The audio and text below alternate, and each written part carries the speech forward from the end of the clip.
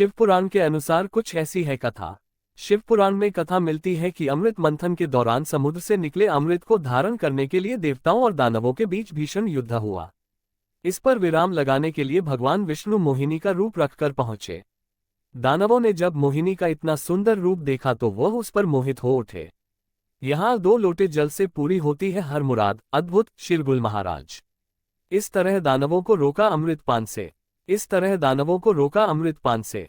मोहिनी का रूप बनाए हुए भगवान विष्णु ने दानवों को छल से अमृत का पान करने से अंततः रोक ही लिया। इससे दुखी होकर दानव फिर से देवताओं के साथ युद्ध करने लगे, लेकिन उनकी एक न चली। अपनी हार देखते हुए देवता पाताल लोक की ओर गए। श्री हरि विष्णु ने वहां भी उनका पीछा किया। महाकाल मंदिर, इस मंदिर में एक साथ विराजते हैं शिव जी और भगवान गौतम बुद्ध। भगवान विष्णु के रूप पर मोहित हुई अप्सराएं। श्री हरि जब दानवों के पीछे पाताल लोक पहुंचे तो उन्होंने देखा कि उनकी कैद में कुछ अप्सराएं थीं। वह सभी शिव भक्त थीं। भगवान विष्णु ने उन्हें दानवों से मुक्त कराया। उनके अनुपम मनमोहक छवि को देखकर सभी अप्सराएं मोहित हो गईं। शिव से मांगा विष्णु को पति रूप में। अप्सराओं ने भगवान शिव की अनन्य भक्ति की, साथ ही वरदान में विष्णु जी को पति रूप में मांगा। भोलेनाथ ने माया रची और भगवान विष्णु को उनका पति बना दिया। कथा मिलती है कि विवाह के बाद कुछ दिनों तक श्रीहरि पाताल लोक में ही रुके। अप्सराओं से हुआ विष्णु पुत्रों का जन्म। शिव पुराण में उल्लेख मिलता है कि उन अप्सराओं से विष्णु के पुत्रों का जन्म हुआ, लेकिन सभी में दानवीय अवगुण थे। धीरे धीरे उन पुत्रों ने तीनों लोकों में आतंक मचाना शुरू कर दिया। देवता मनुष्य सभी परेशान होकर भोलेनाथ की शरण में पहुंचे। शिव ने लिया वृषभ अवतार और किया संहार।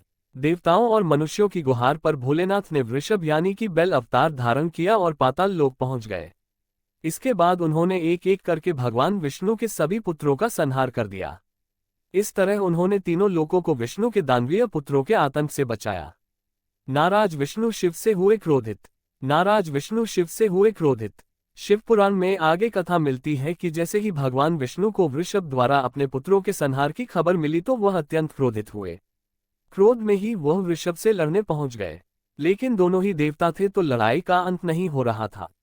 तब अप्सराओं ने भगवान शिव से विष्णु जी को उनके वरदान से मुक्त करने की प्रार्थना की। जैसे ही श्री हरि अपने वास्तविक रूप में आए तो उन्हें संपूर्ण घटनाक्रम का बोध हुआ। इसके बाद उन्होंने शिव से अपने लोक जाने की आज्ञा मांगी और वापस विष्णु लोक लौट गए।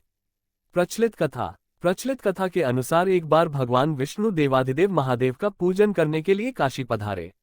वहां मणिकर्णिका घाट पर स्नान करके उन्होंने 1000 स्वर्ण कमल पुष्पों से भगवान विश्वनाथ की पूजा का संकल्प किया।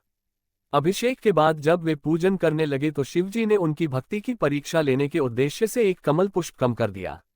एक पुष्प की कमी देखकर भगवान विष्णु ने सोचा कि मेरी आंखें कमल के समान ही हैं, इसीलिए तो मुझे कमल नयन और पुंडरीकाक्ष कहा जाता है।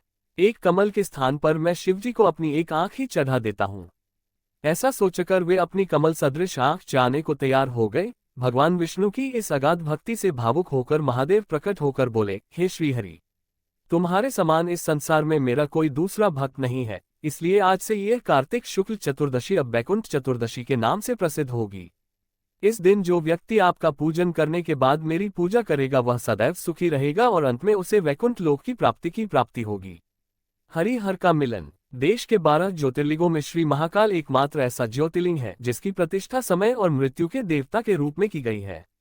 उज्जैन शहर के बीच बाजार में महाराज दौलत राव सिंधिया की महारानी बाईजाबाई ने द्वारकाधीश गोपाल के मंदिर का निर्माण करवाया। ऐसी मान्यता है कि वैकुंठ चतुर्दशी को रात्रि 12:00 बजे के पश्चात हरि और हर अर्थात भगवान विष्णु और शिव का मिलन होता है। महाकालेश्वर की सवारी रात्रि में गोपाल मंदिर में जाती है। वहां महाकालेश्वर को तुलसी दल का भोग लगाया जाता है। इसके बाद गोपाल जी की सवारी महाकाल मंदिर आती है, जहां उन्हें बेलपत्र और भस्म अर्पित किया जाता है। ये बड़ा ही मनोहारी दृश्य होता है।